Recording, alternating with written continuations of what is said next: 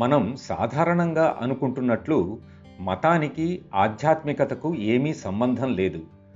మా గురువర్యులు అన్నట్లు మతం ఎక్కడ అంతమవుతుందో అక్కడ ఆధ్యాత్మికత మొదలవుతుంది. మనిషికి ప్రాథమిక విద్యను మతం బోధిస్తే వ్యక్తి పెరిగి పెద్దవాడై యువకుడైనప్పుడు అతని ప్రగతిని ఆధ్యాత్మికత చేపడుతుంది. ఆధ్యాత్మికతకు మార్మిక జ్ఞానంతో అన్ని విధాలా పోలికలున్నాయి. దైవాన్వేషణలో మతం మనస్సును బాహ్యం వైపు మళ్లించగా, ఆధ్యాత్మికత ఆ అన్వేషణను సరైన చోటికి అంటే హృదయాంతరంగంలోనికి మళ్లిస్తుంది. అన్ని మతాల ప్రధాన సిద్ధాంతాలలో కనిపించే భగవంతుడు మనలో అంతర్యామి అయి ఉన్నాడు అనేది మాత్రం నిజం.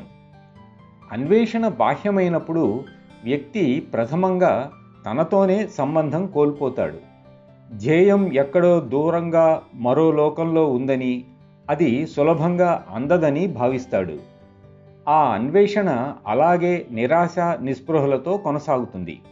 దీనికి బదులుగా ఆధ్యాత్మికత వ్యక్తి హృదయంలోని దివ్యకాంతిపై తన దృష్టిని ప్రసరింపజేసేటట్లు చేస్తుంది. ఆ పరమాత్మ స్వయంగా మన హృదయంలో ఉండటం చేతనే ఆ కాంతి ఇక్కడ ప్రసారితమవుతోంది. ఇది దైవాన్ని వెనువెంటనే దర్శింపచేసి ఆయనను వ్యక్తికి అత్యంత సన్నిహితంగా చేస్తుంది.